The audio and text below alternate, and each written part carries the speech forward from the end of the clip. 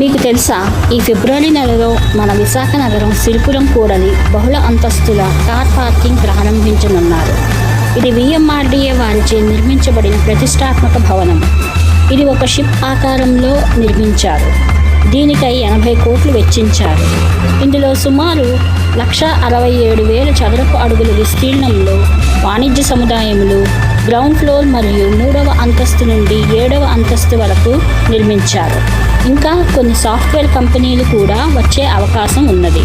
ఇందులో ఇంకా 1,85,000 చదరపు అడుగుల విస్తీర్ణంలో బేస్మెంట్ 1, బేస్మెంట్ 2, బేస్మెంట్ 3, 1వ అంతస్తు, 2వ అంతస్తులో పార్కింగ్ సదుపాయం కూడా నిర్మించారు. ఈ బహుళ అంతస్తు కార్ పార్కింగ్ భవనం వలన సిరిపురం ఏరియాలో ట్రాఫిక్ సమస్య చాలా తగ్గుతుంది.